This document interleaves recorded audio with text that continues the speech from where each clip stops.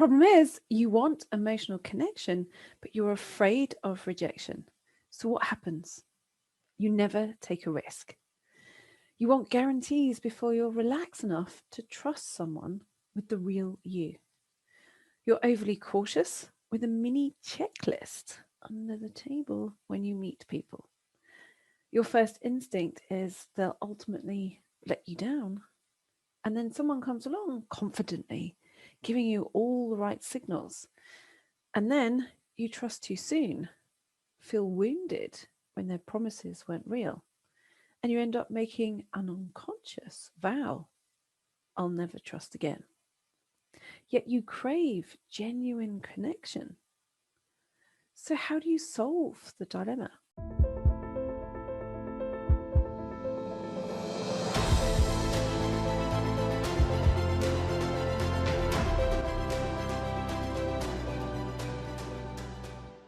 In this episode, we are looking at how to create emotional intimacy when you fear humiliation.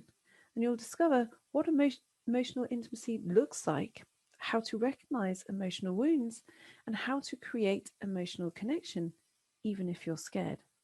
First, what does emotional intimacy look like? It begins with self awareness. When you allow yourself to move on from emotional numbness, you move into emotional intimacy, but it requires an openness of vulnerability, a feeling of being able to let go of your emotional defenses. Emotional defenses are something that you think protects you, but actually, they can leave you open to being very interesting to abusive types. Why? They see you then as a challenge, something to overcome, something to conquer, something to make change. So, in short, emotional intimacy looks like the ability to relax into relationships, both in terms of romantic and friendships, because you have developed a natural boundary. So, how do you get there though? To that place where you're not defensive? You have to be prepared to own what's upset you, which isn't always easy if numbness has felt normal to you. So, how do you recognize emotional wounds? The saying goes, a lack of emotional intimacy can dry out a relationship, a marriage, leaving you with a roommate rather than a partner. Emotional wounds are easiest to recognize with inner reactions. As an intuitive sensitive, you're more likely to direct emotions inward than outward towards other people, rather than express those as an outward scenario.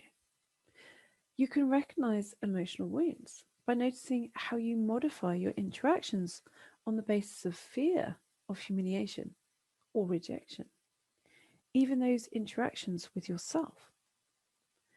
So, how can you create emotional connection? What I got sucked into for a long time was the belief things were as they were. I was programmed at an early age to believe I had no control over how relationships worked. It wasn't until I started to realize if I wanted things to be different, I'd have to be different. I'd have to be different in my interaction. Did I then start to realize I could work to change the reality? So, what are three little things you can do to easily develop emotional connection? Number one, notice your wounded child. Everyone has an inner child. It's time to notice its wounds. Because when you notice your inner child wounds, you have the chance to address them. You can't achieve an easy flow of emotional connection with people if your inner child is constantly afraid of old wounds of humiliation. Number two, dilute inner sarcasm. Sarcasm means the use of irony to mock or convey contempt. If you grew up in a sarcastic family, it's the first form of humor that you learnt. The root of the word comes from a Greek meaning to bite the flesh. So when communication is sarcastic, it's not relational. It's to bite the flesh, which if you do that to your inner world, Wounds don't then heal. Number 3, try not to dramatize pain. So your inner male or your inner female are calm, your inner opposite sex. What does that mean? When you're upset, resist. This is what you've done to me. Because of you, I now can't. Try switching your words to, now this has happened, I'm feeling upset. Because when you dramatize pain and a person, whether that's your inner world or your outer world, hears it as blame, you attract flesh biting sarcasm. It will take a few goes, but you will feel you can more easily create emotional intimacy even when you fear humiliation. Remember, it's not about perfect, it's about progress. So, would you like me to help you accelerate your ability to step into feeling comfortable with connection? The meditation accompanying this episode will fast track you to balancing your inner world by viewing what's in your unconscious. So, give the connection to emotional intimacy meditation a go now, because it will release you from stored energy in the unconscious ruling your world and open you up to new possibilities. That's because you don't make logical decisions around allowing connection, you make illogical decisions based on unwanted unconscious beliefs, which have been stored in the body for years, and even sometimes they've been passed through the generations to you. As Jung said, until you make the unconscious conscious, it will direct your life and you will call it fate. This meditation will help you undo those unwanted unconscious beliefs by releasing the energy stored in your body, like popping a bubble, just like that. To orchestrate magic in your life, simply make your unconscious conscious. The fastest way to make your unconscious conscious is by using my meditations. Even if you've never done a meditation before, it's fine. You just follow the words. You have time.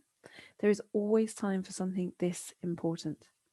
If you don't already have access, you can download a copy for free from heidisawyer.com/46. Okay, now you've looked at how to create emotional connection when you fear humiliation. The next step is to learn how to free yourself from what holds you back. Guess what? The next episode does. It addresses how to create freedom from anxiety burdening your growth. So make sure you set a reminder now to join me for the session next week, which I will release on Saturday at 4 p.m. UK time, and I will then be in the Intuitive Sensitive Persons Facebook group for an hour from 4:30 p.m. to answer any questions you have about this episode and to interpret your symbolism from doing the meditation, because your unconscious shows you how to change things through symbolism. Numerous cognitive neuroscience studies state your unconscious drives 95% of your life. Your conscious mind only powers 5% of your world. I believe intuitive sensitive people are the new leaders because their sensitivity aligns with the new superintelligence, the deeper senses. So when you not only read my interpretation of your symbolism expressed during the meditations, but other intuitive sensitives' experiences, you develop your own fast link to understanding a further 95% of your world. How enriching is that? If you don't already have access to this leader group of intuitive sensitives, then visit isptribe.com. That's letter I, isptribe.com, all one word, isptribe.com. If you are not sure if you are an intuitive sensitive, then visit heidisawyer.com/quiz to find out, and you might be very pleasantly surprised. Share this episode if you know someone who is struggling with allowing emotional intimacy in their life, because they will be very pleased that you did. So go now and listen to the free meditation, Connection to Emotional Intimacy. If you don't already have access, you can download a copy for free from heidisawyer.com/46. Do it now, because then you're not allowing the limitation of perfection to get in your way. We believe your capacity for empathy gives you a unique perspective. The way we help you access your uniqueness is through developing your intuition, your inner world. When you allow yourself this part of you, life is easy. So go now and listen to the powerful meditation, and always remember this: your sensitivity is your greatest asset. Until next time, bye for now.